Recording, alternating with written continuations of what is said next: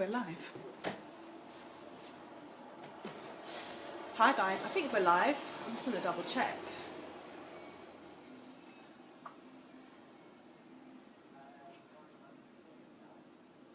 Okay, cool. I think we are live.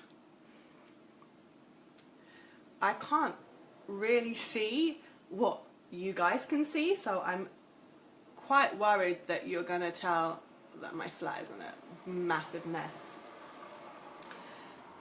I just tried to like throw my towel onto the other side, so hopefully you can see it.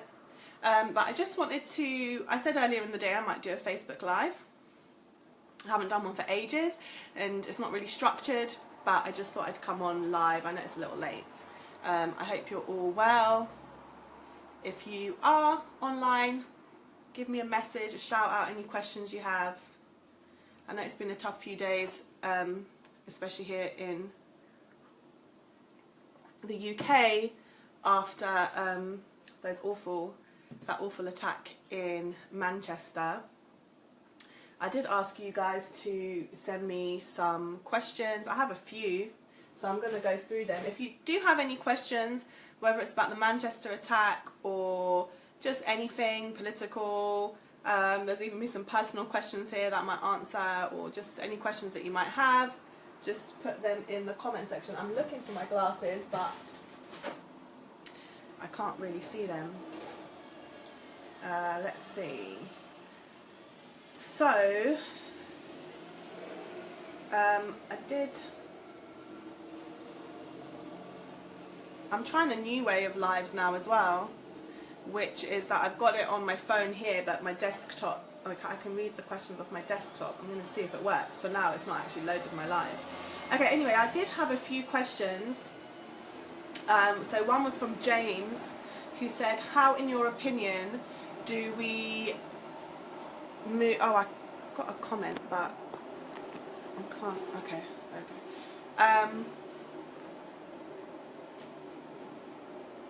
So I had one question which says, how, in your opinion, do we move from the knee-jerk, it's another Muslim, send them all back, etc., etc., to making the connection between political decisions taken in Westminster and these atrocities? So how do we make that more explicit in the public consciousness?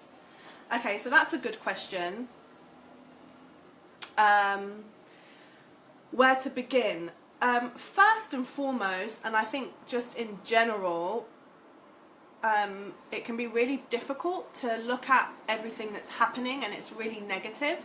One thing I try and remind myself often when I look at the UK political landscape in particular, maybe we'll discuss the elections and what recent events, what kind of knock-on effect that those events might have. But I think it can be really difficult to look at the polls that show the Tories really winning and listen to the rhetoric in the media and everything that's going on, looking at Katie Hopkins and Piers Morgan this morning with his really quite vile tweets.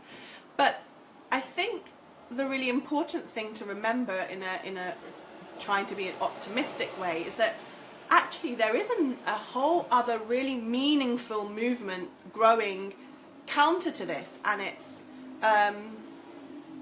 real and it's meaningful and it really gets it, and it's trying to be diverse and inclusive.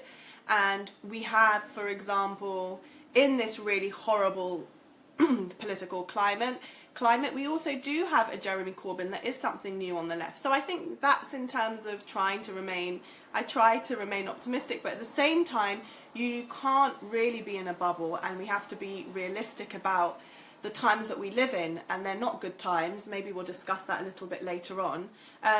But I think the important thing is, when you live in that bubble, that space where you're trying to create something better and be optimistic, is not to demonize the other side. So, we've done this so much. In Brexit, it was like, oh, all the old people, all the stupid people, all the working class people. And I think that we need to keep in mind that people are not born racist. education and lack of education and lack of access to education, and the class system in Britain is very real. So when we have people that are buying into the lines of the Sun, when we have people that are buying into mainstream politics and media, demonizing them and not reaching out a hand to engage with them is probably the first mistake we can make. So that was a bit of a roundabout ramble, sorry, but I think the first thing we can do if we want to increase that public consciousness and that public space is to not isolate ourselves into bubbles, and try and reach out and try and understand different points of view and why people think the way they do. So at the least, if we are in a position where we're engaging with them, we can try and have a positive interaction and see if that might help. I think social media is also important, but it needs to be used positively. Too often it's used in a negative way, again dividing us into these different groups. I don't think that was a very coherent answer, to be honest, but I hope that somewhat answers some of the dynamics. We have a question here, and I wish I could see it on my computer. I can neither see it on my desktop or my here. It says, when did you start your journey with journalism? Okay, sorry, that was me like really zooming in. So that's from Yasmin. When did I start my journey into journalism? I started my journey into journalism at about 17, 18 years old, when I had applied to university and I wanted to do psychology and English. My first love was actually psychology. I always thought that's the field that I would get into.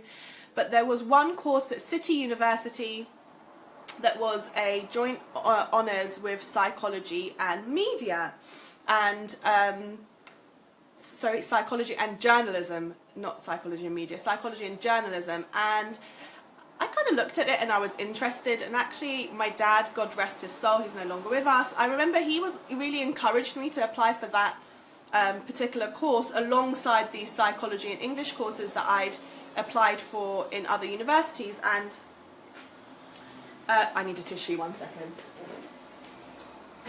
Pardon me. Hay fever. Is anyone else suffering from hay fever? So yeah, I applied, and I had to, you know, write a portfolio and do some written work, and I got into all my choices to go into uni, and kind of towards the end of college, I had a bit of a change of heart from English to journalism, and I just thought, you know what, I'm going to give it a try, because I know I'm going to go into psychology anyway, but I'd be more interested in exploring media than I would just in straight English. And I got into I did that course and I really enjoyed it. I actually specialised in print many years ago. I graduated in 2007, so actually we didn't have any social media course. Facebook was just kind of becoming a mainstream thing towards the end of uni in 2007. So most of my education in media wasn't included, social media wasn't included in it. And after I graduated, I still thought I was going to go into psychology. I was taking a year out to travel, and I had a gap of about 6 months, and I decided to go back to my home country that I'd never lived in. I'd spent very little time there in Iran, and one thing led to another. I ended up with a job at Press TV, which was an Iranian TV station, and the rest is history. So I was in the Middle East, ended up in broadcast journalism, and I've been doing broadcast journalism now for 10 years, and then before that 4 years studying print journalism and doing some print work, but not a lot. And so I hope that answers that question. If you have any other journalism related questions, let me know. Here we have another question coming in. Again, I'm finding it difficult to read the questions on the screen, so bear with me. Okay, I can see it here. As you are from Iran originally, what do you think about the recent Arab-US summit where they kept Iran out of it?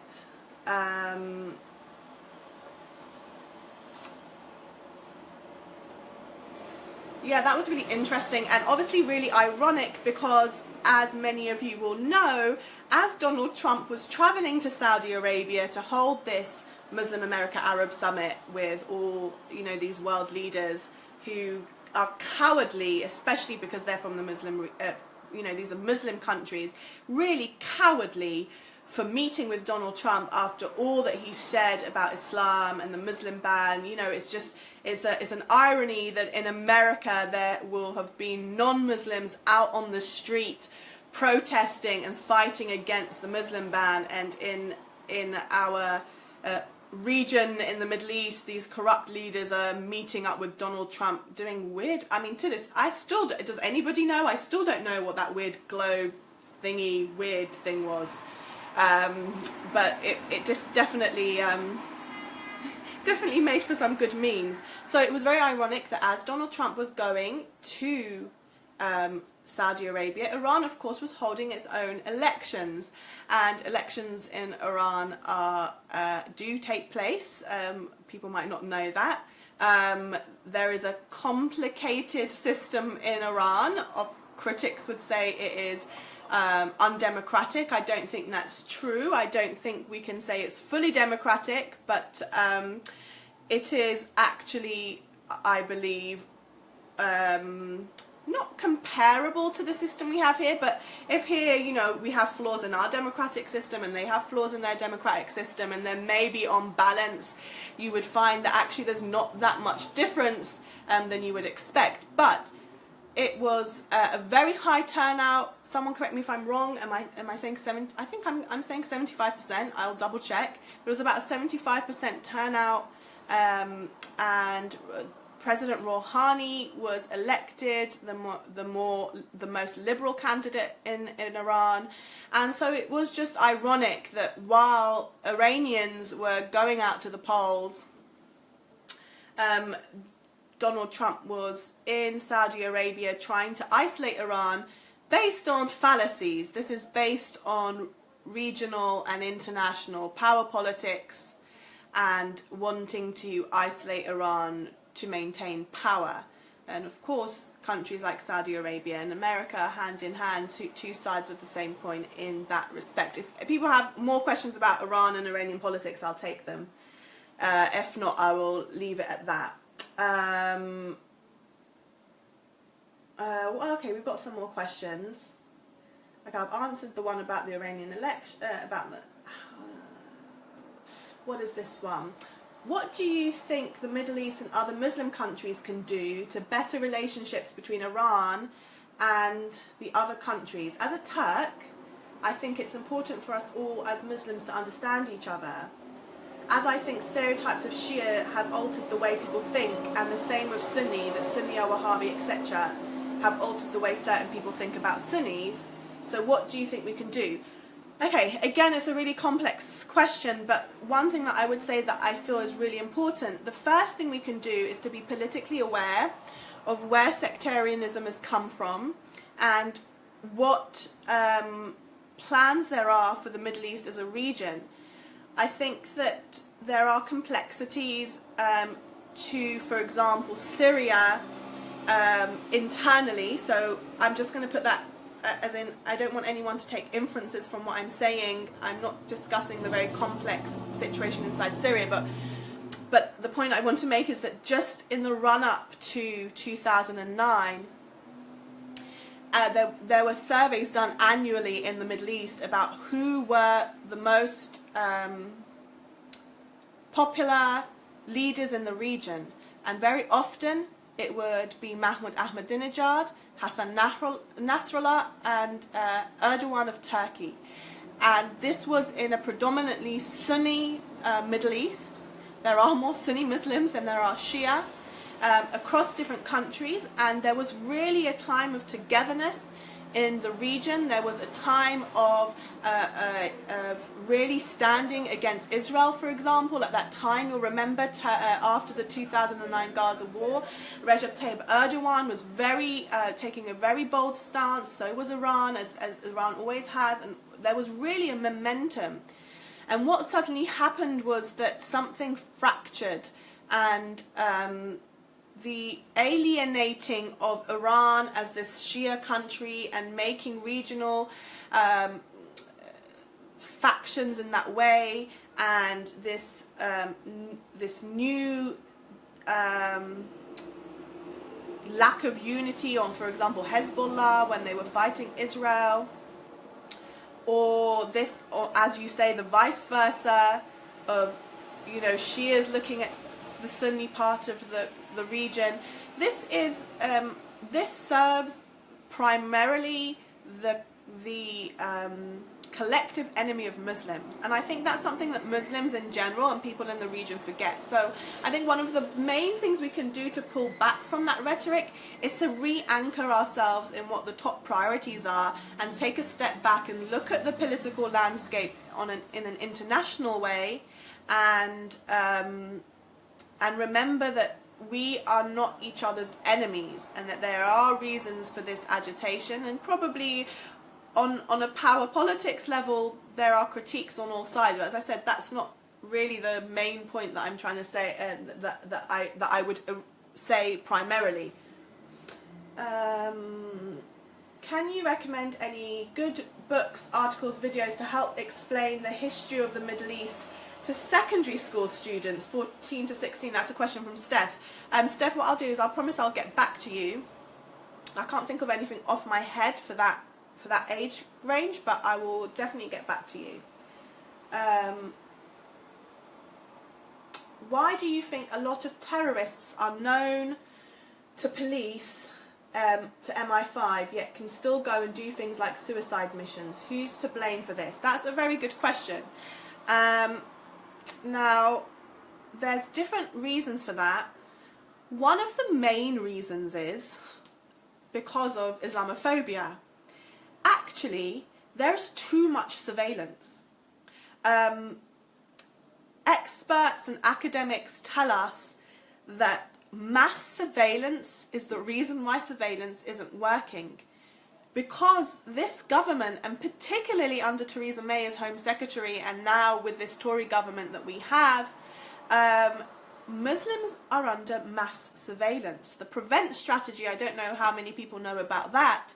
I mean, it is a counter-terrorism strategy, but it's really actually targeting Muslims from a very young age in primary school, in the education system.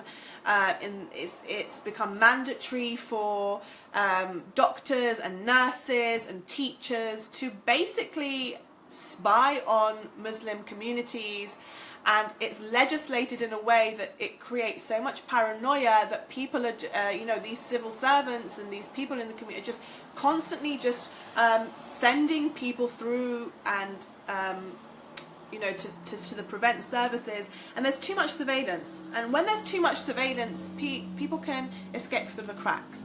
So that's one end of it. And the other is a very sobering and difficult reality perhaps to swallow, which is that a lot of people that went to Libya and to Syria, who were known to the services, were allowed to have leave the country. There is a very difficult to swallow complexity to British foreign policy at a time when we've just had very young children killed in a horrific attack like the one in Manchester. It's important that we discuss that in a way that is not offensive, and that, as our first question was, how do we engage people to understand these realities? We have to speak in a way that will engage people into these realities. But it is a reality that actually, more than any average Muslim is to blame for this terrorism on the streets of Britain. It is actually the British political system, the government, that is to blame, more so than me as an average Muslim or anyone else, any Muslim that you may know, because they allowed for their own strategies, because they were anti-Gaddafi and they are anti-Bashar al-Assad, and because it is to their benefit to see the Middle East in chaos, and for many other reasons, including arms deals to countries like Saudi Arabia. a lot of people were allowed to skip the net, and then we've created this monster, and it's not actually that new. It's very similar to what happened with the Taliban and Al-Qaeda in Afghanistan, for those who want to look into that history. Okay, we've got more questions. I'm going to ask some that we had from before. Oh yeah, I liked this question. It said, it's from Ivana. She said, 1, did you have a quarter-life crisis? 2, what do you think of women of colour or ethnic women solidarity? Is it achievable? And 3, what do you watch, read or listen to these days? Did I have a quarter-life crisis? So she said quarter-life is 20 to 25. So I did not have a quarter-life crisis. I know what you mean by quarter-life, you know, like midlife crisis or whatever. I didn't have a quarter-life crisis. In my 20s, I was very active. I was working. I was an international news anchor. I was learning a lot. I think that one thing that I feel it. I'm in my early 30s. I feel it, but I definitely feel sorry for teenagers and young adults today, is that social media pressurizes you so much to always know what you're talking about, to not to be very firm, and it's very polarizing. And the truth is that your 20s, especially your early 20s, are a time when you can be quite, I was a very hardcore, like, I thought I knew everything, and I held certain opinions that actually have dissipated over time, and I've softened up my positions, and I've opened up, and I've changed my thinking on a lot of things. So my 20s were very interesting. I was in Iran for my early 20s. I was learning about, in my mid-20s actually, I was learning about another culture. I was growing. I was very politically active, and I was not really very malleable in that sense, but that trajectory helped me to get to where I am. Where I think I've had a big change in my life has actually been in the last few years. So in that transition between my late 20s and my early 30s, I lost my father when I was in my late 20s, and he was my best friend and very, very close to me, and a mentor of mine, a politically active person himself in his youth. And dealing with that loss triggered an amazing journey that I would not have changed for the world. I stopped being a news reporter. I had a production company. I was working with a news outlet, doing loads of work. I had people working with me, and I just gave it all up. I took time out. I decided that the newsroom is no longer for me. I don't like the way the news is just in general right now, and I have started to rediscover how I want to engage with politics and news and media, and I've tried to find more balance in my life, and that is often difficult. But yeah, that's, I would say, the most quarter-life crisis moment I've had. Maybe it's midlife, but I don't want to say that. Number 2, what do you think of women of colour or ethnic women solidarity? Is it achievable? This is really interesting. To me, I'm thinking of feminism straight away. There's like this big movement of feminism right now. To me, I think it's really, really important that women of colour and minorities and ethnic women show all women really, but specifically women of colour, minorities, Muslim women.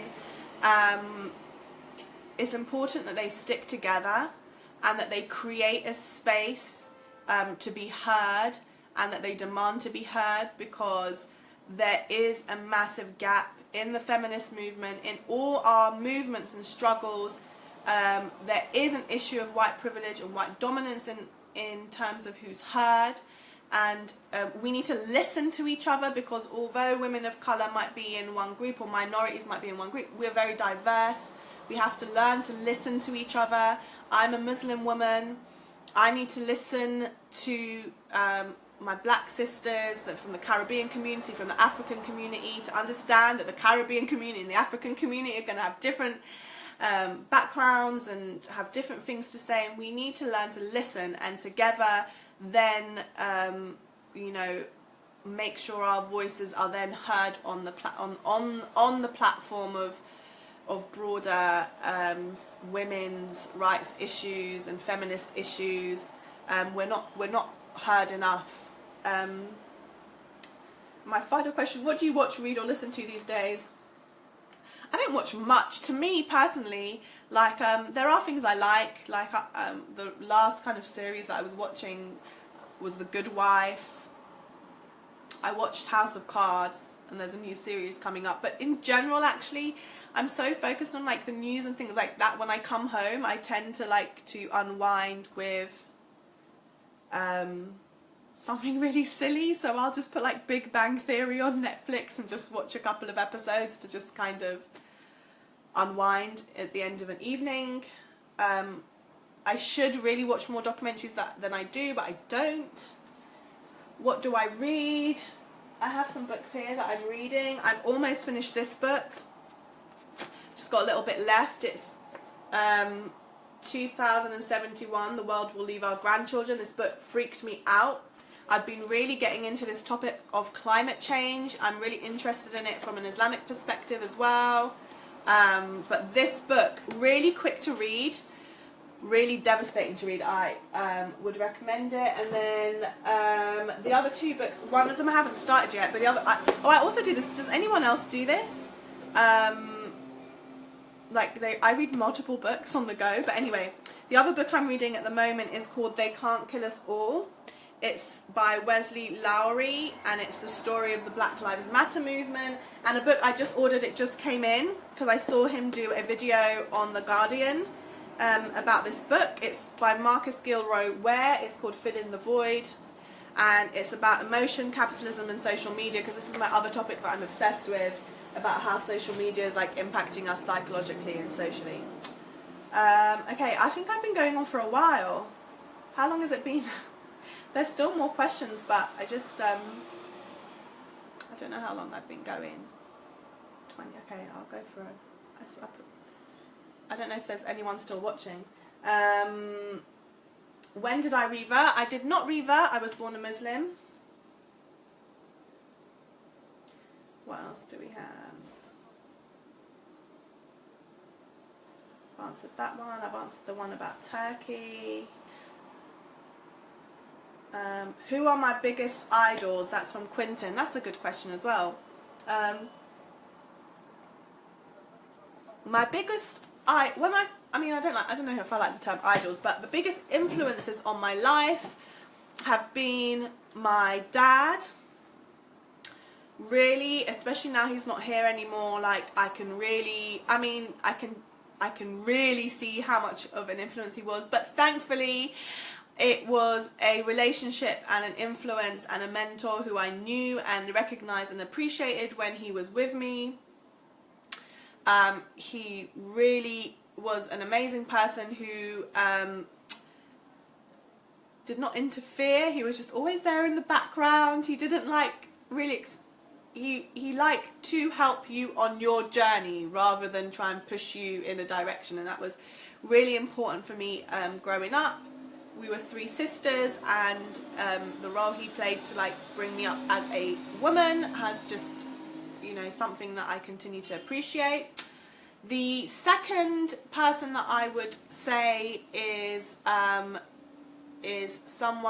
Hussein ibn Ali, who is the grandson of the Prophet Muhammad. He is also the 3rd Shia Imam, and to me he is a very important figure to all Muslims, but very particularly Shia Muslims do hold a very strong significance to him.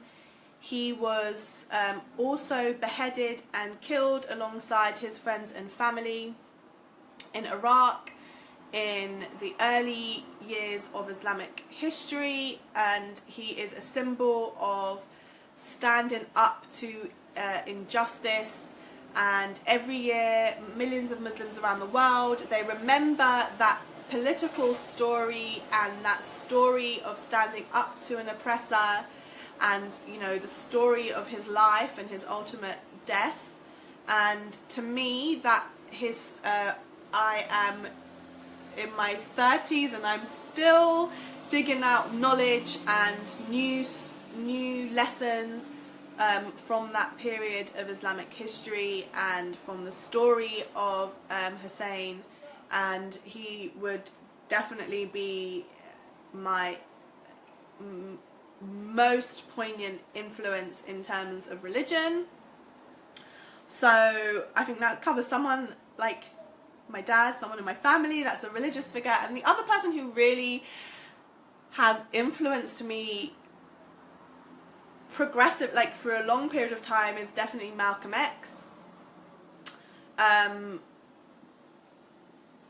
He also is somebody who I continue to learn lessons from. I read, not so much in recent years, but there was a time that I would read his autobiography every year. I don't have the time to do that anymore, but I always felt I found something new, and I really admire and respect the fact that he never stopped questioning, and he always continued searching for the truth, and he wasn't afraid to change, and he went through so many different processes of change, and that's like the biggest thing I took from him. And really though, in my earlier years, I have to say that something that did really influence me to get into politics really was hip-hop music. And you know, I remember being about 11 or 12 years old and hearing Tupac for the first time, and hearing you know, obviously some music was like very political, like NWA, or you know, but not all of it. You know, I remember first time I heard A Tribe Called Quest, but to me it was like you know, not in the days when there was YouTube, or there wasn't YouTube, there wasn't, you know, you had the radio and you would stay up on a Friday and Saturday to watch like a hip-hop show, and it was like a story to me, because I was obsessed with reading from a young age, but to me it was like storytelling. It was like a newspaper.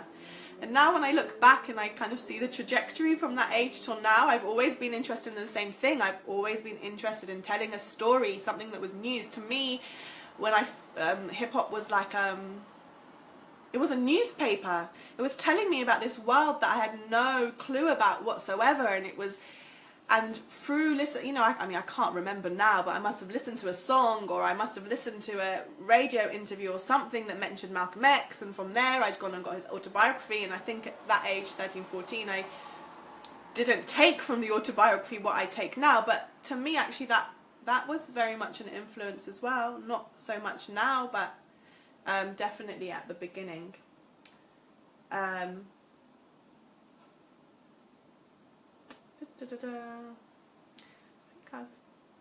Why do Muslims conduct terrorist attacks? I can't deal with that question right now.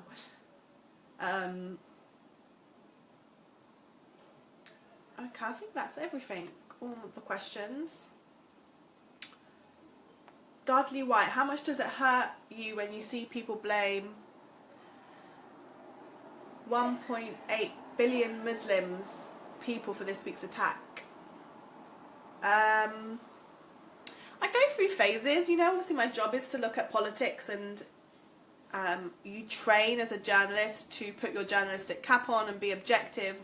And what's interesting, you know, sometimes I do think about whether, you know, I'm much more of a commentator now, and I'm not a news reporter anymore. It's a different type of journalism, so I don't always, I feel, need to put on that objectivity hat in terms of like, this person said this and this person said, as if you were doing a news report. But I've trained to do that, so I know that when I'm in a situation and I'm trying to garner facts, I can do that. So I don't get hurt. I mean, I still have times when it's difficult for me. It seems like a lot, but I don't know if I get hurt anymore. And plus I live in London, and London is a bubble in a way, because in London you don't feel it. You go out and everyone treats you the same, and I didn't always wear the hijab, and I started wearing it a few years ago. My friends are still the same. A lot of my friends are non-Muslims, the majority of them. We still accommodate each other, and we're still good friends. And I don't know, so the structural part of it and the systemic part of it upsets me, and I feel like that's something I want to do something about, that part of it. But I've spent far too much time at EDL protests, and I've met people, you know, the common man and woman who's like has these Islamophobic views, and I know that actually most of them are not bad people, and that the problem is that structural systemic issue. So I focus more on tackling that than having like individual hurt if somebody says something. Okay. Oh, Hobbit says, are you a Footy fan? Man U or not? My predictions. Well, it's too late now. We know Man U won 2-0. I don't know how to answer. I guess now I would have to say I'm not a Footy fan. I used to watch football a lot, especially when I was a teenager, like a younger teenager. I used to play football.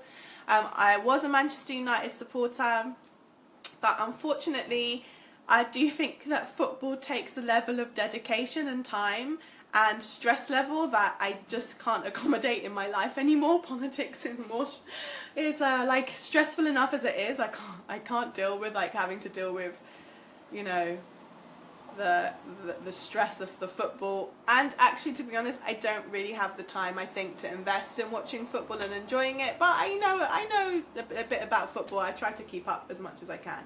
I'm sure my brother-in-law, if he was watching right now, would be laughing at me for saying such a thing. So I'm going to check one more time if there's any more questions. If you have any more questions, I think once I get to the bottom of this round of questions, I'm going to go. So if you have any questions, put them in now. John says, I need to put them in now. Sorry, that's me. You can always make room for footy. I know, I should really, shouldn't I? But I don't, to be honest.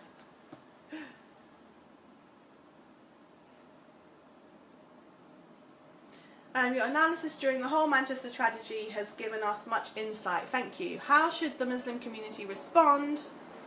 I've just realised now that when I'm reading off this, you're getting a very weird angle, sorry.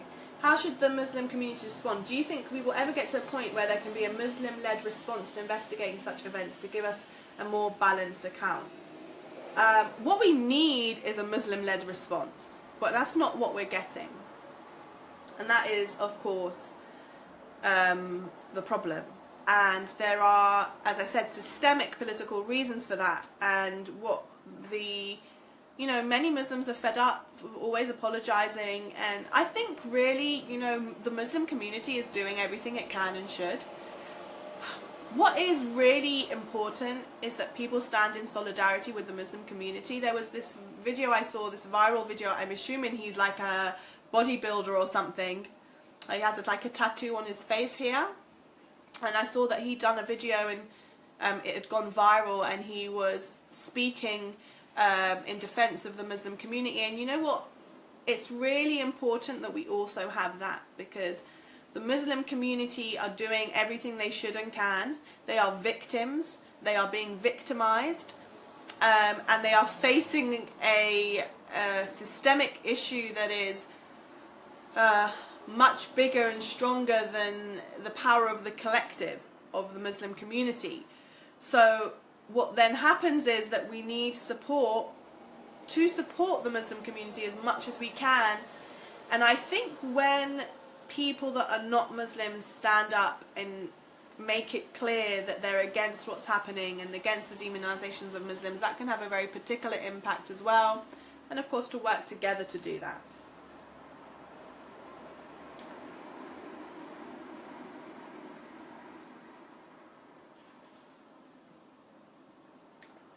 John said no buts to the football. Okay, John. I mean, it's not like, one of the things that put me off football as well was literally supporting England in Euro and World Cups, because there is only so many times you can go to that last penalty and have your emotions taken and then just so I just, it's a little bit England's fault as well, because it became too stressful for me.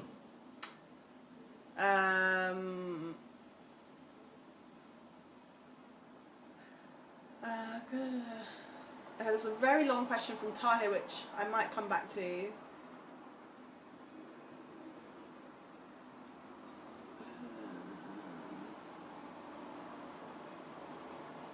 There's like a whole conversation going on about how white I am and if I'm Iranian or English. I am Iranian.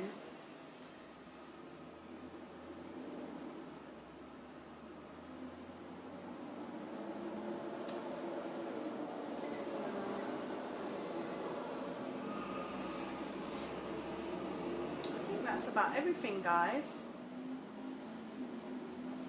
I think that is about everything. Okay, I'll just do this one more question. One more question. As you mentioned earlier, Iran has shut themselves out from most of the outside world. I don't think I said that.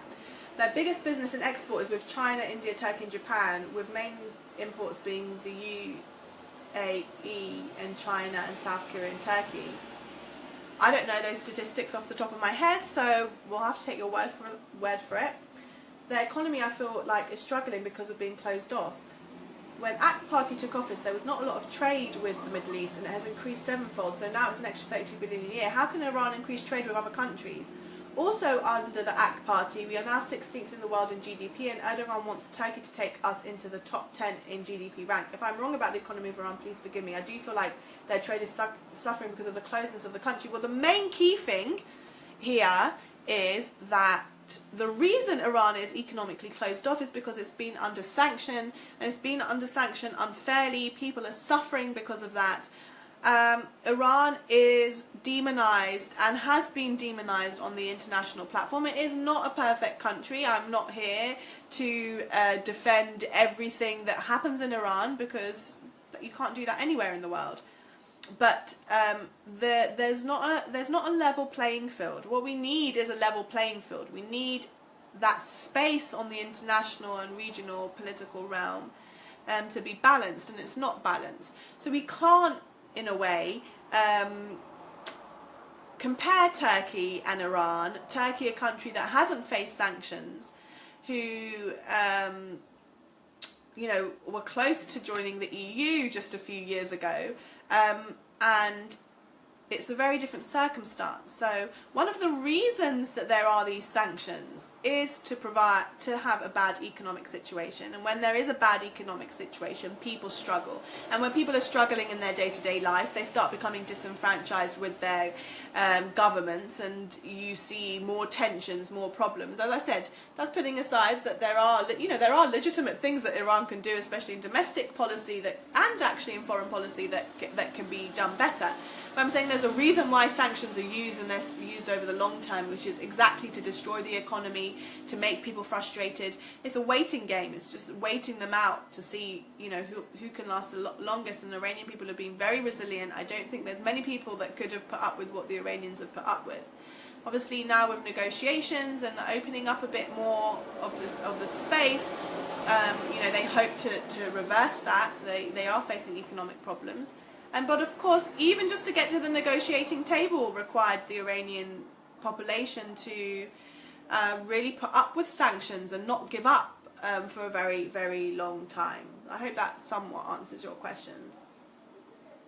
John, the Quillian Foundation have been making hay again today, and there doesn't seem to be an intellectual counterbalance from the Muslim community. I don't think the Muslim community would bother with an intellectual counterbalance to the Quillian Foundation. I mean, the Quillian Foundation have no credibility in the Muslim community. The role and position and money trail of the Quillian Foundation, there's a very prominent view of that in the Muslim community, and there is a lot of conversation in the Muslim community. It's just not given a platform, and it's very difficult when you're not. I mean, put it this way, Jeremy Corbyn, I mean, he's white, he's middle class, he's been a politician for decades, he went to private school, I mean, he's been elected twice as the Labour leader, and they don't give him a platform. Why would they get, you know, they're not going to come and, you know, the Muslim community is a victimized and demonized community. It is discussing these issues intellectually. There is much discussion in the Muslim community, and it's just not given a voice. I would say actually to anyone watching this, just go to your local mosque, speak to your Muslim, to the Muslims around you, your neighbors. Engage in conversation. And I think the more that you engage with the Muslim community, the more you realize how robust it is discussing these issues. It's just not given an easy and fair ride. John says, but they have credibility within the white community, but I'm not sure there's anything that the Muslim community can do to counter that, because I mean, I'm not even sure they I don't know, do they have credibility? Is the first question, is do they have credibility in the white community? But what can the Muslim community do really to counter Quilliam? Because Quilliam are given a platform, Quilliam are given funding, Quilliam are given airtime on the media, on LBC and all these other platforms, and it's either, I mean, this is a very complex discussion, but Muslim voices are cherry-picked. We have Majid Nawaz, we have Anjem Chowdhury. I can safely say to you that 99% of the Muslim community in this country do not fall into either of those categories. So that is where the problem lies. You know, they want this polarization of the conversation. They put in Majid Nawaz says these things, and then if the mainstream of Muslim opinion comes out and disagrees, then it's like a,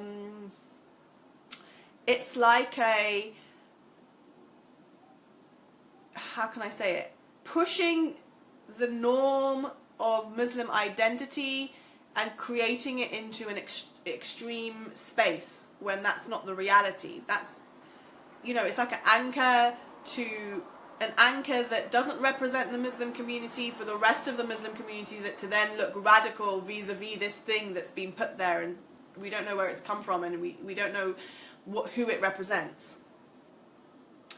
We do have Mehdi Hassan. Mehdi Hassan is a great journalist and does fantastic work. Still though, I would say, with all due respect to Mehdi Hassan and all the I mean, he's a journalist above my standards anyway, but in terms of his opinions as a Muslim, from what I understand and know, I think he's an advocate of, like, for example, secular Islam. I could be wrong, someone correct me if I'm wrong. I still don't necessarily think that Mehdi Hassan, I mean, he's a journalist and a fantastic journalist. I mean, he just happens to be Muslim, so he's a journalist that happens to be Muslim. He's not there to really represent the Muslim community in a way that, for example, Majid Nawaz tries to do so. And even then, I don't think he's representative of an average Muslim voice. What we need is for average Muslims just to have their voices heard and to be given that platform.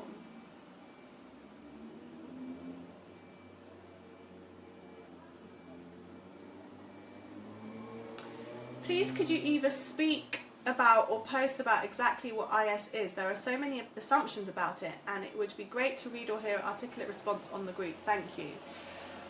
Oh God. Okay, this is going to be very like have gaps in the story, so, like, you know, for people that want to counter critique. But Islamic State, or ISIS, is the most recent manifestation of something that has existed for a long time. The root of this form of extremism in our modern day politics is easily identified. It goes back in a short historical term to the Cold War, and, you know, and also fighting the Soviets in Russia, where we know that in the 70s America funded the Taliban, and they did other things at that time too, specifically in Pakistan, for example, and in Afghanistan, where they funded madrasas, so Islamic schools, who were sowing the seeds of this form of deviation from Islam for political purposes. And they thought that though they could then, these fighters, help to overthrow the Soviets.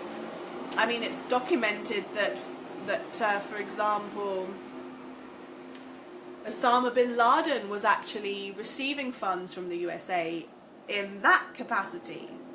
And of course then what happens is, and actually a lot of people forget that something else was happening in that period of time in the late 70s. It wasn't just the war in Afghanistan trying to get rid of the Soviets, but it was an Islamic revolution brewing in Iran. So these two things together, you know, these seeds were sown.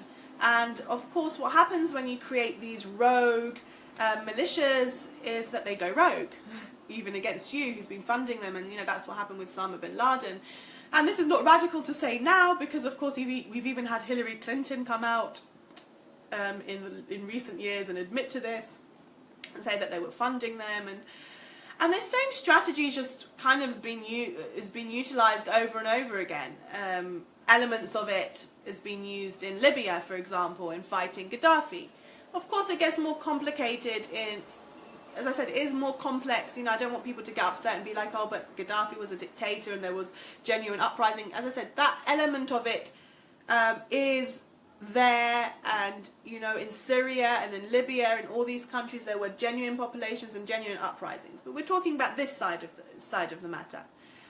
We know that there is evidence that even what we know is modern ISIS was trained by America because they're used as proxy armies to get a specific strategy in a specific country. But as I said, these people are crazy. I mean, they're crazy. They're a bunch of criminal, lunatic, crazy people gathered from the corners, you know, like corners of the world, literally. And so they're fighting, and now they can't be controlled. But they never could be controlled. They've always gone out of control. When America funded them to fight the Soviets in Afghanistan, they lost control, and out from that we had 9/11 and we had Al-Qaeda. So that's one aspect of it. And the other aspect is, I think that it's important in terms of modern politics, is the Saudi Arabian connection. The history of Wahhabi ideology. Again, I know this is maybe a bit of a touchy subject, because some people will come out and say, look, you know, there's conservative Muslims and that's something different. And I said, you know, these are long conversations with lots of caveats that I can't get into without sitting here talking for hours and hours and hours. But it's true that there's always been a strong connection between, especially the British state and the founding of Saudi Arabia, and that between the petrodollars and the arms deals between Saudi, America and the US, and the funding of Saudi Arabia of this radical type of Islam is definitely a part of the framework. And we have to remember that these deviant groups have always killed more Muslims than non-Muslims. They have devastated the Middle East region. They are an abomination. They are often, you know, we hear all the time, and you know, it's hard to put these across because there's so many levels of demonization in the Western press. For example, in Iran, there is the supreme leader in Iran, and he's a religious figure, and you know, he comes out like with many other people, and they call ISIS a cancer, a cancer for the Muslim world. And that it's a cancer that's not, if it's not dealt with, it will spread. You know, but because, you know, we have to demonize Iran and we have to demonize the leader then, so we can't take anything that they say, you know. But it's a very high level Muslims in Egypt, in Iran, across the Muslim world, you know, they talk out against ISIS. It's a known thing. It's clear in the Muslim world that they are Islamically incorrect, and they are an abomination, and they are a deviation. There is areas where there is more of, you know, it's a sliding scale, and then it becomes a bit of a grey area. These are more fringe topics, because you know, then it becomes a distraction almost. They are things that need to be addressed, but the framework is there. The framework is clear. It's about foreign policy. It's about power politics, and these places have been funded not by the average British Muslim. They're funded by you know, mostly Western governments actually. Karina says, cancer has a cure, eventually they'll wipe themselves out. Yes, but this is the thing that we need to start discussing, which is that if these kind of groups have serious backers, backers with money and backers with political clout, it makes the job difficult. And you know, a part of that, there was a question earlier on about Muslims, you know, kind of Sunni Shia divisions in the Muslim community. It's why it's so important Muslims stick together, because without that unity in the Muslim community, well, it's going to be difficult to tackle this issue. Okay, I've got about 4 or 5 more minutes, because I did say maximum I'm going to be online answering questions for an hour. If there's any final questions, I'm just reading through. Hi Nargess, we in Pakistan thought that suicide attackers are guided by religious extremists, and here we have no governmental check on these extremist seminaries to stop the attacks. But how does a UK-born person get ready for a suicide attack if they have organised checks and balances, and if the UK is a tolerant society? I think I've answered that somewhat in some of the previous questions. However, I think it's more complicated than that. I think that there are many reasons why there's radicalisation in Britain.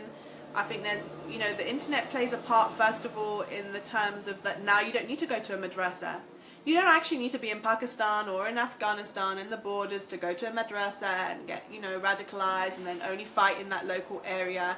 It's international now, and people can go online, people are on social media. But in Britain, or in Europe specifically, we need to ask a question that is specific to us, which is, what has gone wrong? Where is this disenfranchisement? Did I say that correctly? You know, where has that come from?